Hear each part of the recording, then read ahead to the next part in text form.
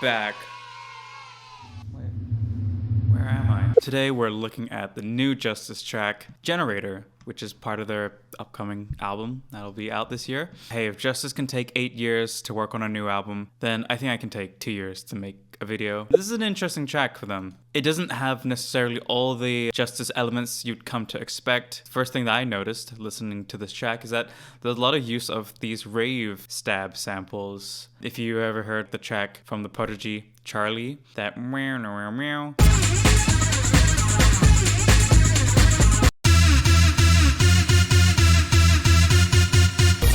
You're freaky and I like you a lot. This whole track is kind of built around that. And also this sample, which I've also heard quite a few times.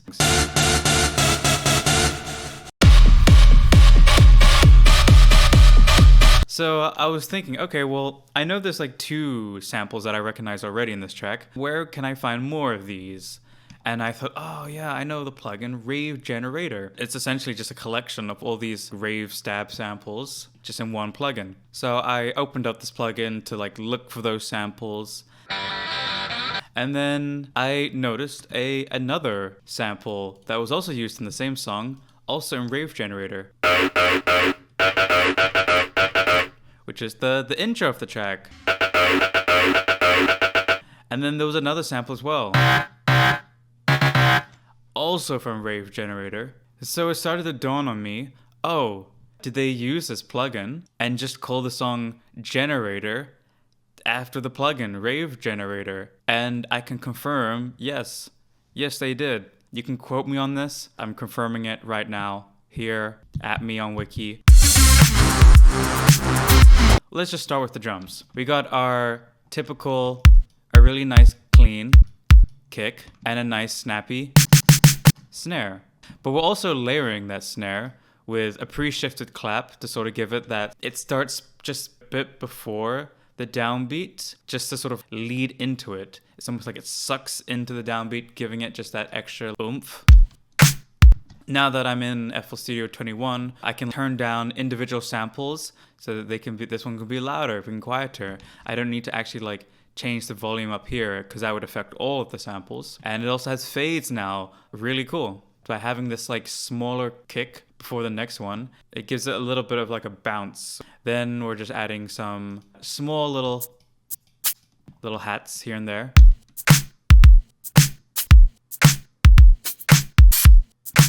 And that nice ride. I got a shaker loop that is sampled from a Bonobo song.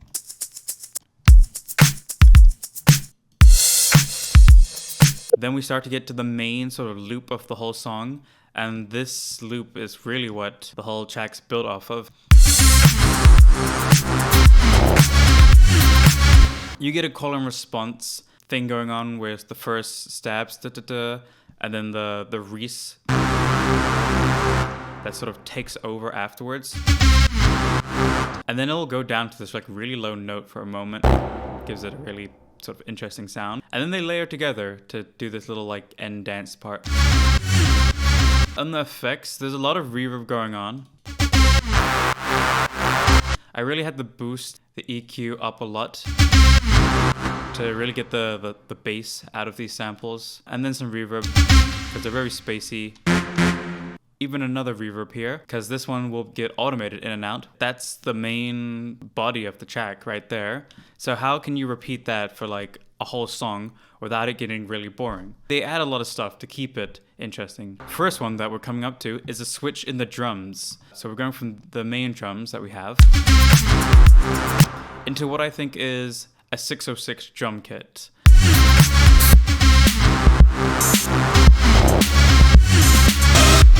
Just a simple little, and then ends with a new stab sample. And this stab sample comes in at like random places throughout the track. Sometimes it'll be at the end of a bar, but sometimes it'll be on the downbeat too, like over here. For the next couple of bars, we're now adding in an extra sub bass, just to layer under the other Reeses. It's just a sine wave fundamental, and then just added some extra harmonics to it. Nothing crazy going on there. Because really it's supposed to just sort of layer underneath, make it sound a little bassier. New sample that we're just layering over the existing melodies. And we're also now automating the reverb levels back in and out. Which is cool. It adds space momentarily and then brings it back. And then we get this little departure for 1 bar.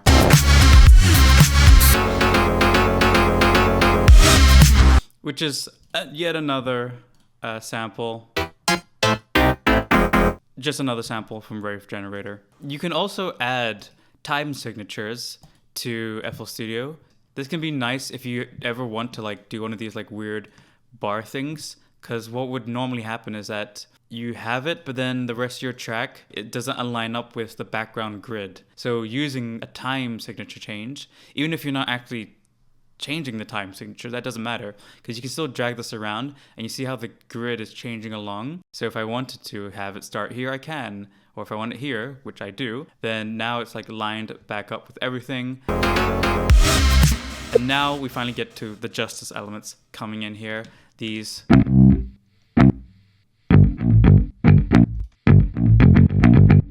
short bass stab notes that just sort of interject along with all the other things. They're not the main bass, that still is this main loop here, but they're like sort of embellishments, and they add a lot. I'm using one of my favorite bass libraries, the Rickenbacker bass.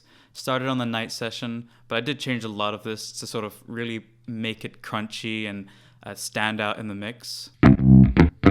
And I like how a lot of the notes are super short, so short sometimes that you're not actually even going to hear a tone out of it. It's almost being used more as a percussion sound. Like that goes so quickly that it's hardly like adding anything melodic. And there's lots of use of that, these really short notes that just give it extra drive. And then we do another little switch thing.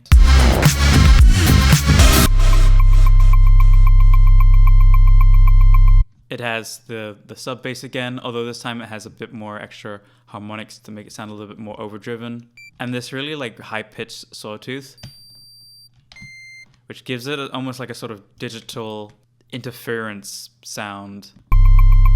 And this little plucky wood block thing, which I've also played around with the velocity so that it just has that rhythm with the groove. If I had this all the same sample then, but then with the quieter velocities here, it sort of flows a little nicer. And then we get to this cool build-up.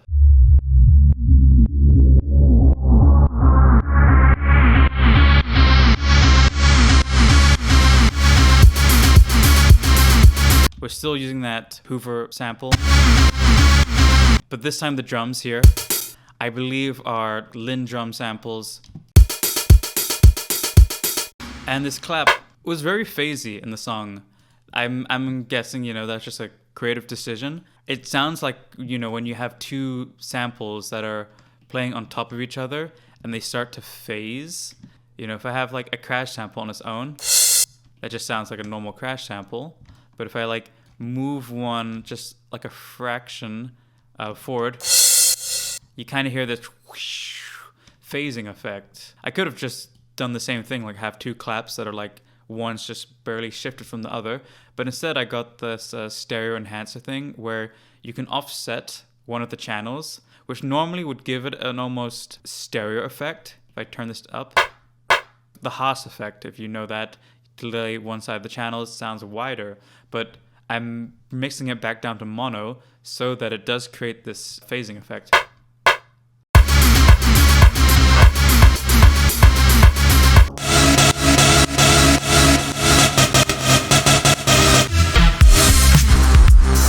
And we're back to the main job. Now just with extra open hi-hat.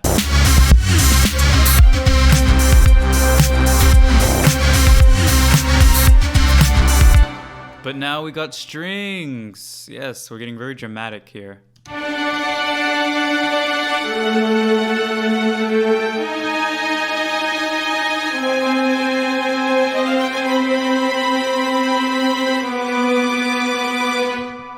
I was just using the strings from the Contact standard factory library, and they are okay, but they were a little bit like too clean.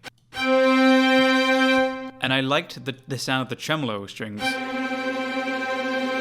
The tremolo ones are like going up and down in pitch a little bit, so they're like quite shaky. So what I did was like just layer them together,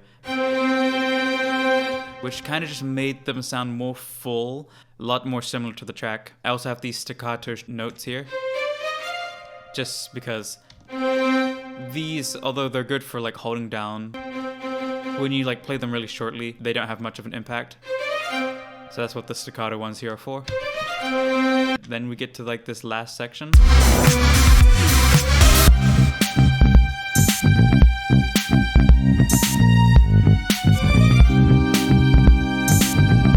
Organ, also contact, factory library. Ooh, spooky. And you'll notice here, so we got the bass line of this progression. We have the justice bass line as well that goes along with that progression. But we're adding a lot of rhythm to make it interesting with long notes and short notes, sometimes very short notes, again to give it that sort of percussive sound that, or then when we go from one chord to the next chord, we walk our way back down to it.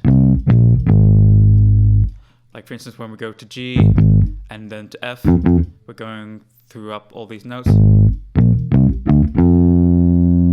Here we get it like bouncing between the octaves a couple times, especially here as well. You'll notice like you'll just play a lower version, but then again super short. These are so low, it's just like a little thud, but more percussive than actually trying to play a melody.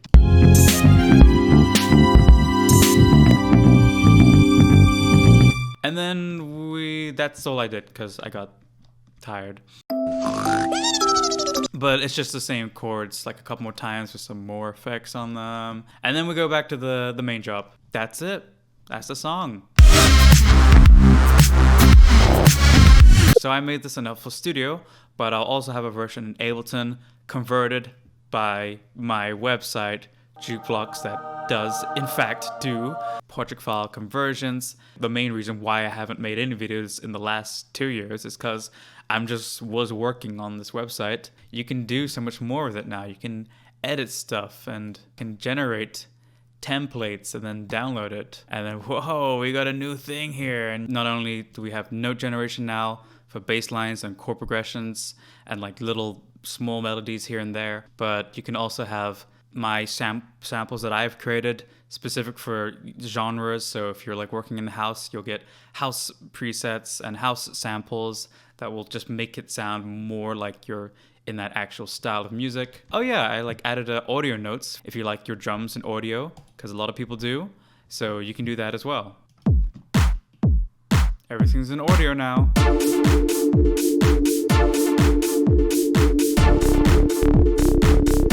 What if I just wanted this? There we go. It's that simple. We just made house history right here, right now. But yeah, sometimes you'll see like a lot of empty patterns because you can still fill them in yourself with your own ideas. That's the aim of this, is to really like push creativity if you're stuck or you just want to like work with something instead of from scratch. Let's try a different one, like trap.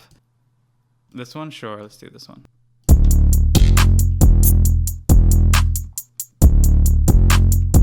Yeah.